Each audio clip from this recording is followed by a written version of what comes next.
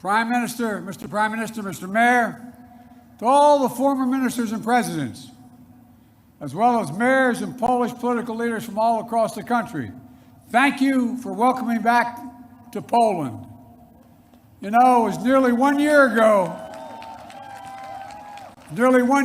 I spoke at the Royal Castle here in Warsaw, just weeks after Vladimir Putin had unleashed his murderous assault on Ukraine, the largest land war in Europe since World War II had begun. And the principles that have been the cornerstone of peace, prosperity, and stability on this planet for more than 75 years were at risk of being shattered. 1 year ago, the world was bracing for the fall of Kyiv. Well, I just come from a visit to Kyiv, and I can report Kyiv stands strong. Kyiv stands proud. It stands tall. And most important, it stands free. When Russia invaded, it wasn't just Ukraine being tested. The whole world faced a test for the ages. Europe was being tested. America was being tested. NATO was being tested. All democracies are being tested. And the questions we faced were as simple as they were profound. Would we respond, or would we look the other way? Would we be strong, or would we be weak? All of our allies, would be united or divided? 1 year later, we know the answer. We did respond. We would be strong. We would be united. And the world would not look the other way. We also face fundamental questions about the commitment to the most basic of principles. Would we stand up for the sovereignty of nations? Would we stand up for the right of people to live free from naked aggression? Would we stand up for democracy? 1 year later, we know the answers. Yes, we would stand up for sovereignty, and we did. Yes, we would stand up for the right of people to live free from aggression, and we did. And we would stand up for democracy, and we did. And yesterday, I had the honor to stand with President Zelensky in Kyiv to declare that we will keep standing up for these same things, no matter what.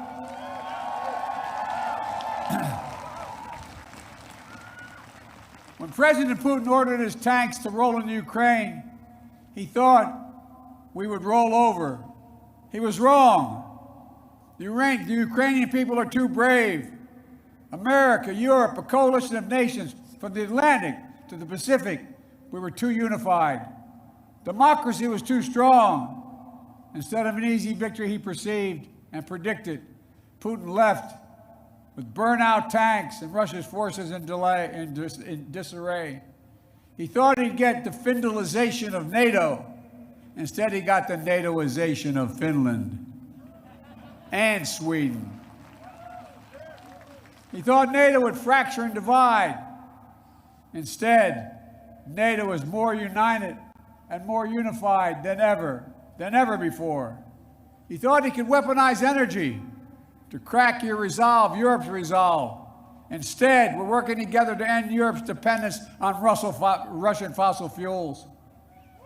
He thought autocrats like himself were tough and leaders of democracy were soft. And then he met the iron will of America and the nations everywhere that refused to accept the world governed by fear and force. He found himself at war with a nation led by a man whose courage would be forged in fire and steel, President Zelensky.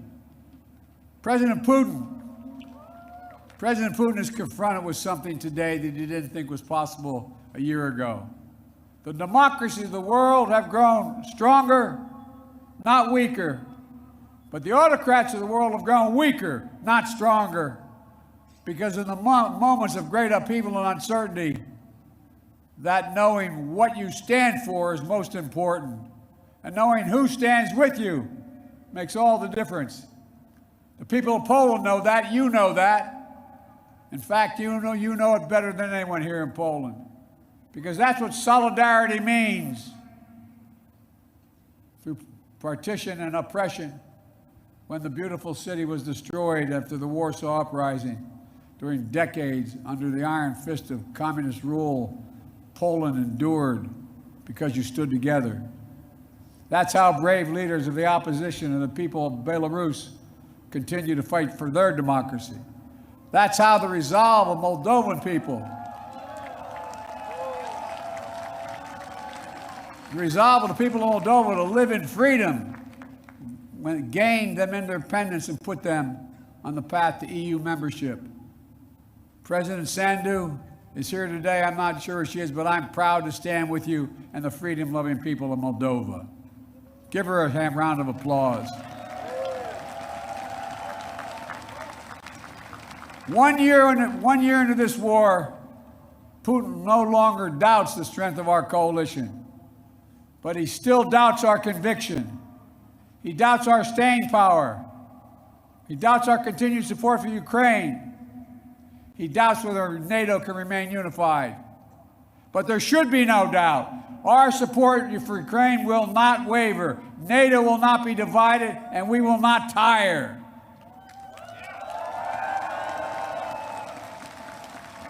President Putin's craven lust for land and power will fail, and the Ukrainian people's love for their country will prevail. Democracies of the world will stand guard over freedom today, tomorrow, and forever.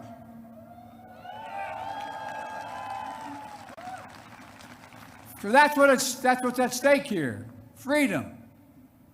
That's the message I carried to Kyiv yesterday, directly to the people of Ukraine. When President Zelensky said he came to the United States in December, quote, he said, "This struggle will define the world and what our children and grandchildren, how they live, and then their children and grandchildren." He wasn't only speaking about the children and grandchildren of Ukraine. He was speaking about all of our children and grandchildren, yours and mine.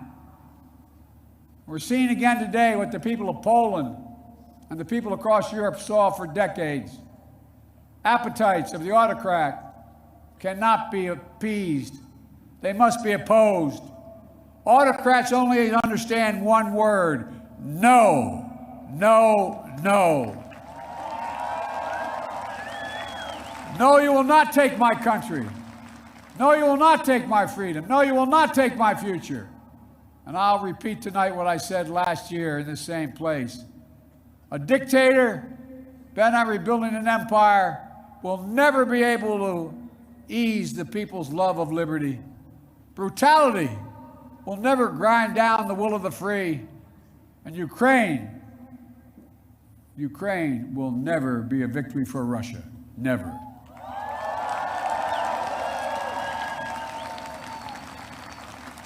For free people refuse to live in a world of hopelessness and darkness.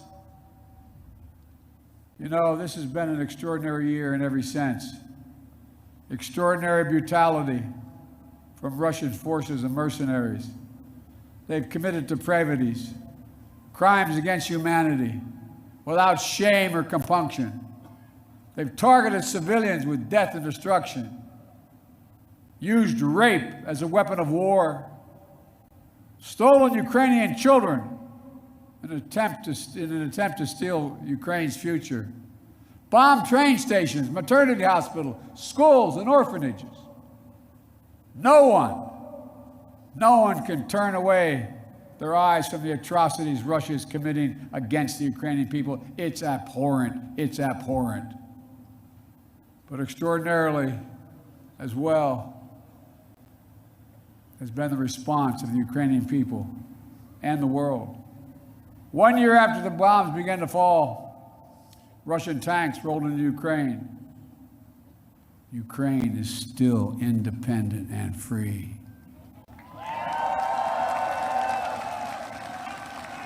From Kherson to Kharkiv, Ukrainian fighters have reclaimed their land.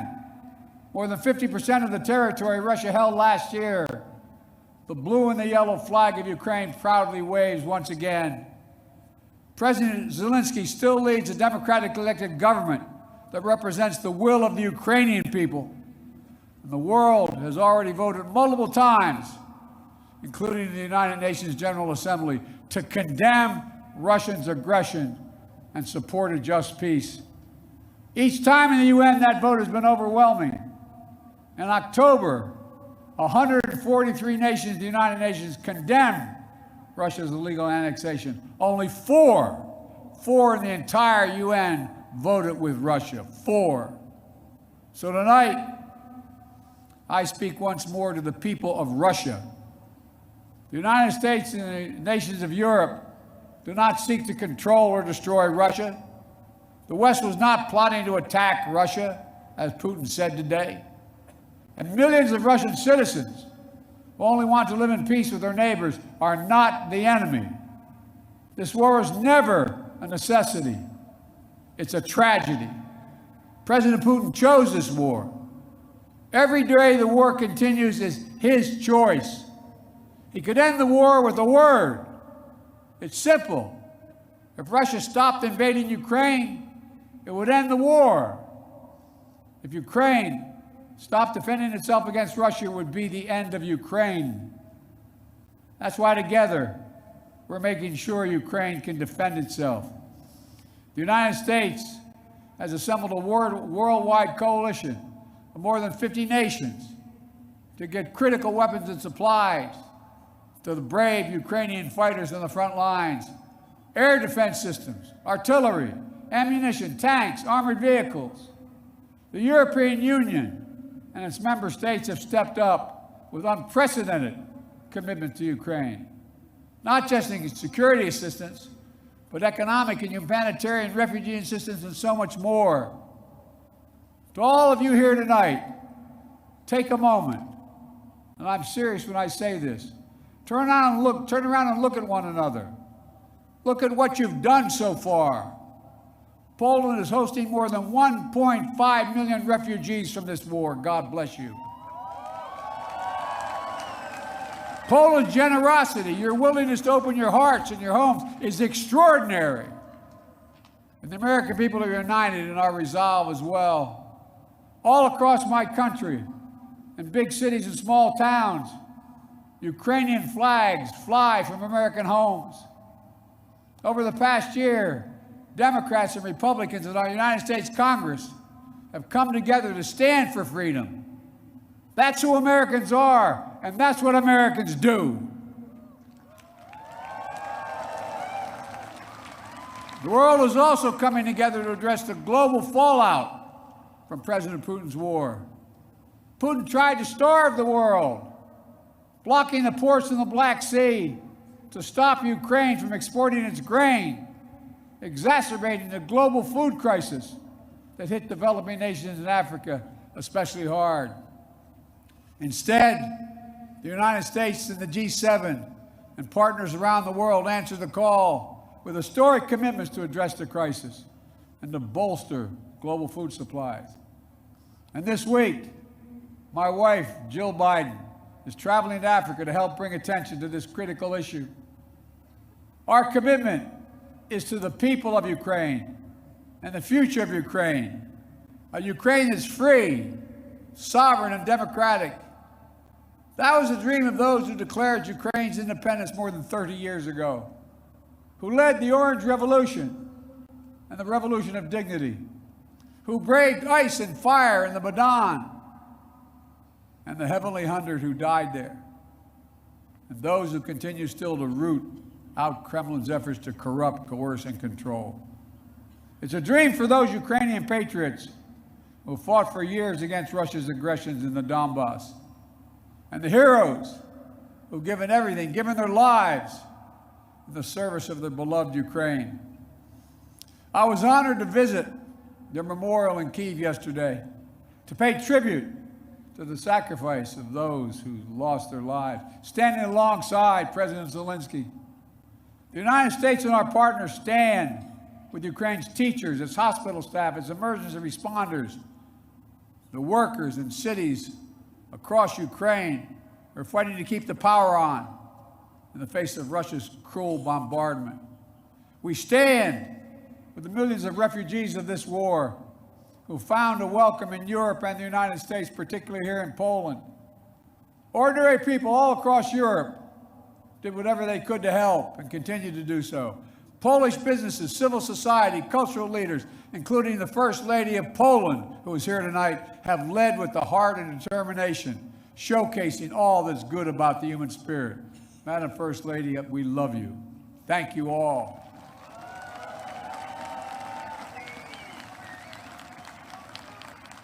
I'll never forget last year visiting with refugees from Ukraine who had just arrived in Warsaw, seeing their faces, exhausted and afraid, holding their children so close, worrying they might never see their fathers, their husbands, their brothers, their sisters again. In that darkest moment of their lives, you, the people of Poland, offered them safety and light. You embraced them. You literally embraced them. I watched the looks on their faces. Meanwhile, together we made sure that Russia is paying the price for its abuses. We continue to maintain the largest sanction regime ever imposed in any country in history.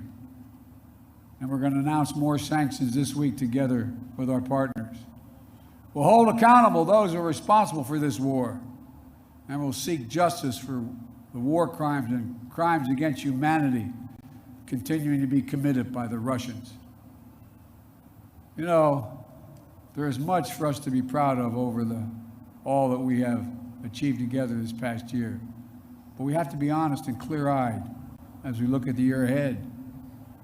The defense of freedom is not the work of a day or of a year. It's always difficult. It's always important. As Ukraine continues to defend itself against the Russian onslaught and launch counteroffensive of its own, there will continue to be hard and very bitter days, victories and tragedies. But Ukraine is steel for the fight ahead. And the United States, together with our allies and partners, are going to continue to have Ukraine's back as it defends itself. Next year, I will host every member of NATO for our 2024 summit in the United States. Together, we'll celebrate the 75th anniversary of the strongest defensive alliance in the history of the world, NATO. And let there be no doubt, the commitment of the United States to our NATO alliance and Article 5 is rock solid. And every member of NATO knows it, and Russia knows it as well. An attack against one is an attack against all. It's a sacred oath. Sacred oath to defend every inch of NATO territory. Over the past year, the United States in front of us is not just what we're against. It's about what and apply it to lifting up the lives of people everywhere, improving health, growing prosperity, preserving the planet, building peace and security, treating everyone with dignity and respect. That's our responsibility. The democracy. The decisions we make over the next 5 years or so for Americans is true for are eternal. The democracy lifts up the human spirit and possibilities. Freedom. Freedom. There is no sweeter work. Americans know that, and you know it. And all that we do now must be done so our children and grandchildren will know it as well. Freedom. The enemy of the tyrant and the hope of the brave and the truth of the ages. Freedom. Stand with us. We will stand with you. Let us move forward with faith and conviction and with an abiding commitment to be allies, yes, of freedom. May God bless you all. May God protect our troops. And may God bless the heroes of Ukraine and all those who defend freedom around the world. Thank you, Poland. Thank you, thank you, thank you for what you're doing. God bless you all.